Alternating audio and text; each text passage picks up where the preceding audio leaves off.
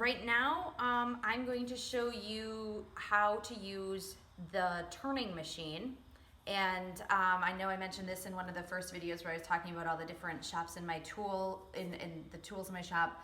But this is a turning machine, as I probably have mentioned before, because of the open box. I know it's an older machine, as well as the fact that it has this brass top. These are all factors to help me age the machine. So this one is much earlier than my burring machine, for example, or my wiring machine because of the open gearbox.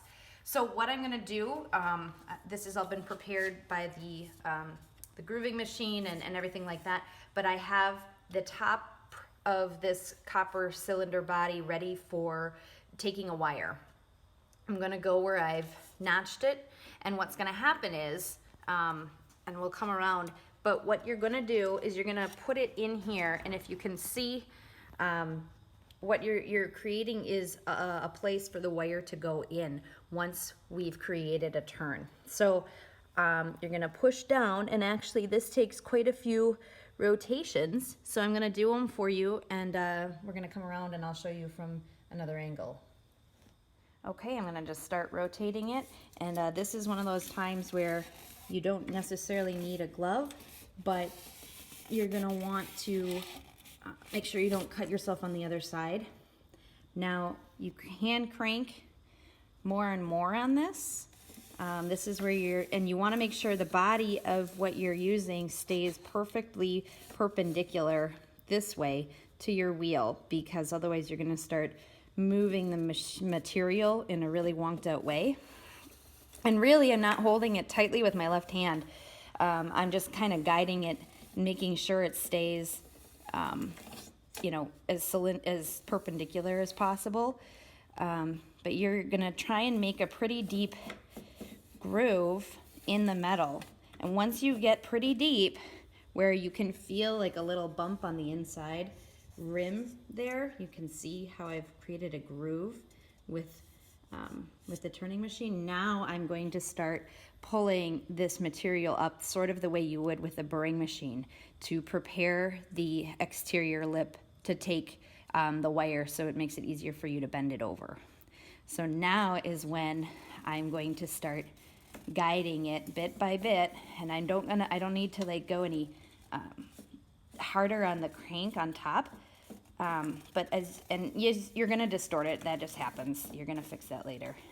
But as you can see, you're essentially creating a softer burr, and you're getting the metal ready, and I have it cranked too high, I think.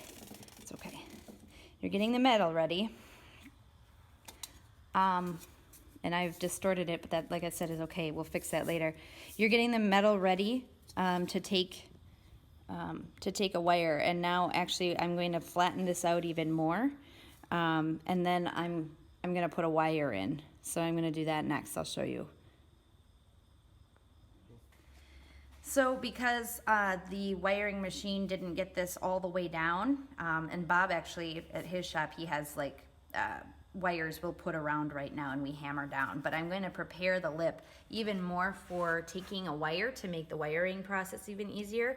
And I'm just holding this against the tinning anvil, and I'm hitting here. You don't want to go in, you don't want to even go straight, you kind of want to hit right on the edge of the metal like that to pull the metal down. So, and I'm using a rawhide just because, as we all know, copper tends to scratch and scrape and show any type of hammer marks very easily, especially compared to tin.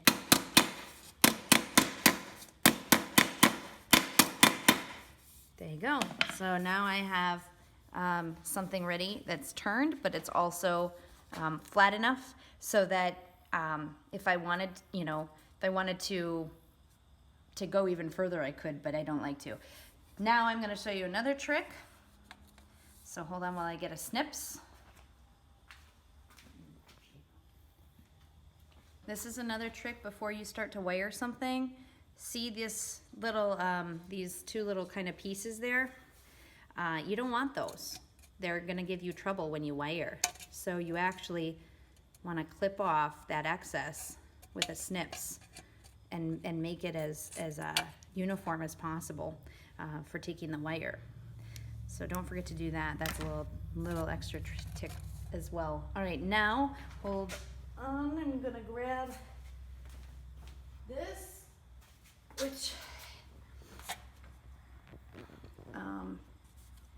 you can use to help make everything a little more round before you start to wire. The wiring process itself is also going to inherently make this rounder. That's just automatically going to happen, even with doing this. So if you don't have one of these, you can get them in wood. This one is out of rubber, but you oftentimes will see them in wood. And really what you're trying to do is get this as close to round as possible to make your wiring less painful for yourself. And then from there, you're gonna hand wire. So I'll just kind of get that started, but I'm not going to make you watch me wire the entire thing. You'll get the gist of it pretty darn quick. So what we do is we use a wire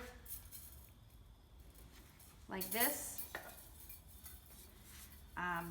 Bob always taught me to go opposite of your seam. So here's my seam, so I'm actually gonna start the wire on the opposite side. It just helps with strength, and then you don't have an open wire right where your seam is.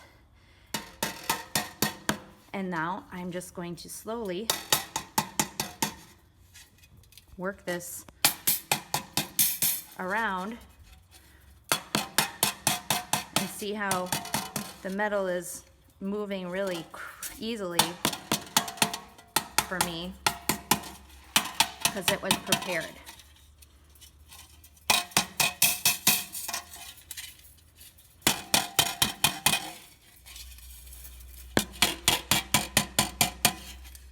And I probably actually turned quite a bit of metal. I didn't need as much, but that's okay. What I'm going to do now is just I'll take a wire cutter and I'm going to snip it here, and then you're ready for your wiring machine.